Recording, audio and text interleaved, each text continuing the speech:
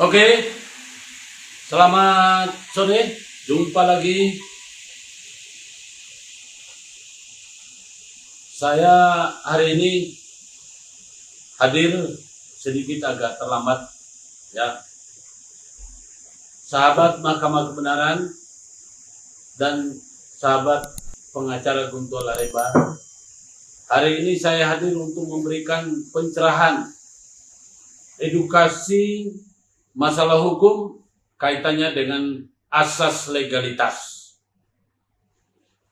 Rekan sejawat, sahabat Mahkamah Kebenaran dan pengacara Guntur Laremba, Assalamualaikum warahmatullahi wabarakatuh. Selamat sore, salam sejahtera untuk kita semua.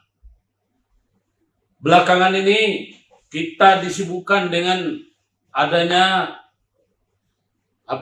dengan banyaknya protes dari atau penolakan, dengan adanya penolakan vaksin Sinovac dari anggota DPR yang sesungguhnya beliau itu adalah partai pemerintah. Saya prihatin melihat ada namanya wakil rakyat yang menjadi provokator. Saya prihatin, sungguh saya tidak ada habis pikir menyaksikan yang namanya anggota dewan terhormat dari partai penguasa menjadi provokator. Nah, kembali pada asas legalitas, ya.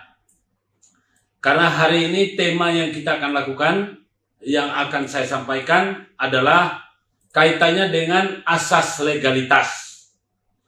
Sebetulnya asas legalitas dalam dunia hukum itu ada pada KUH Pidana pasal 1 ayat 1. Ya. Tetapi kalau kita bicara masalah asas legalitas ini merupakan teori kehidupan. Jadi asas legalitas itu maksudnya, ya, itu ada, kalau kita bicara asas legalitas itu adalah teori, ya, itu adagium, ya, adagium itu membagi 3 oleh von Feuerbach. Ya, dia membagi adagium tersebut menjadi 3 bagian. Artinya ini tidak ada hukuman kalau tidak ada ketentuan undang-undang. Istilah bahasa bahasa asingnya atau bahasa modernnya, bahasa Belanda asalnya itu ini nulla pena sine lege. Jadi tidak ada hukuman kalau tidak ada ketentuan undang-undang. Jadi biarpun ada orang melakukan perbuatan, kalau tidak ada hukuman yang mengatur, tidak ada. Kemudian adagium yang kedua, tidak ada hukuman kalau tidak ada perbuatan pidana. Nah, ini penting. Tidak ada hukuman kalau tidak ada perbuatan. Maksudnya begini. Kita lihat di luar sana banyak sekali orang-orang yang tidak berbuat salah tapi dihukum, ya. Ya, ini penegak hukumnya memang entah itu dungu atau memang licik atau memang punya kepentingan tersendiri. Jadi tidak ada hukuman kalau tidak ada perbuatan pidana. Jadi kadang-kadang orang yang berbuat atau pelaku adalah orang lain, tapi yang dihukum orang lain. Nah, inilah yang kadang-kadang ngawur. Karena itu hari ini tema kita tentang asas legalitas itu penting sekali. Kemudian yang ketiga, tidak ada perbuatan pidana kalau tidak ada hukuman. Kalau tidak ada hukum yang mengatur berdasarkan undang-undang. Jadi kalau yang pertama tidak ada hukuman kalau tidak ada ketentuan undang-undang, nulla poena sine legi. Kalau yang kedua tidak ada hukuman kalau tidak ada perbuatan pidana, nulla poena sine crime. Jadi kemudian yang ketiga tidak ada perbuatan pidana kalau tidak ada hukum yang mengatur berdasarkan undang-undang, nulla crime sine pena legali. Ya. Jadi ini penting sekali. Ketiga-tiga adegium ini hendaknya bagi para aktivis penggiat hukum, ya, maupun dari para penegak hukum, kaum yang namanya menjalankan sebagai profesi mulia, itu hendaknya berpegang. Karena apa? Sebetulnya kalau kita lihat daripada adegium ini bukan hanya dimaksudkan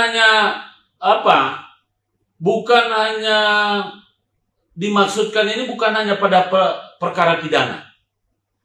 Karena asas legalitas itu sebetulnya itu luas. Hanya kebetulan yang menggunakan kalimat asas legalitas itu adalah pada KUH pidana pasal 1 ayat 1. Jadi tidak boleh ada hukuman bagi orang yang tidak pernah berbuah. Karena itu pengadilan itu harus menguji, benar nggak orang melakukan ini? Apa unsurnya? Apa buktinya? Nah, kalau orang yang tidak bisa bicara, dituduh begini, dia ngikut saja. Apalagi yang sudah ketakutan karena dipres, ditekan, dipaksa harus mengaku padahal tidak melakukan apa-apa. Kemudian tidak boleh dihukum, tidak boleh ada yang dihukum kalau tidak ada hukum yang mengatur. Atau tidak ada undang-undang yang mengatur. Ya. Jadi ini penting. Sebagai contoh teori kehidupan. Anda masa minum obat sakit kepala sementara perut yang mules. Itu kan nggak benar. Nah, kemudian tidak mungkin juga Anda akan tidak mungkin juga akan sembuh atau tidak mungkin juga akan sembuh lukanya kalau yang benjol di jidat yang ditambal di jempol kaki. Jadi maksudnya gini, asas legalitas ini boleh dipakai dalam teori hukum positif, baik pidana, perdata, tata usaha negara, jadi apa saja. Karena itu saya ingin menyampaikan kepada kita semua bahwa mari belajar mengenai hukum melalui channel ini, melalui pengacara Guntur Laremba, ya, di YouTube ataupun di Facebook pengacara Guntur Laremba maupun di IG, boleh diikuti itu. Kalau Anda di YouTube itu, ya, tolong di-share, subscribe, ya, kemudian di-share. Kita juga senang kalau misalnya Anda bisa memberitahukan kepada seluruh masyarakat agar mengikuti program ini. Karena ini tidak berbayar, gratis. Ya. Kepada saudara-saudara sekalian, sahabat pengacara Guntur Laremba yang juga sebagai aktivis maupun penggiat hukum dan juga pejuang kebenaran, mari, ya, mulai hari ini saya akan lebih banyak berbicara tentang asas legalitas.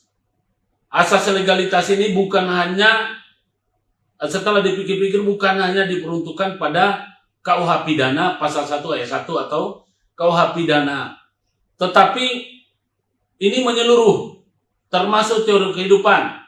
Seperti yang saya sebutkan tadi, ada anggota dewan, ya, yang sok pinter, sok pahlawan, padahal dia nggak nyadar kalau dia itu dipilih oleh rakyat.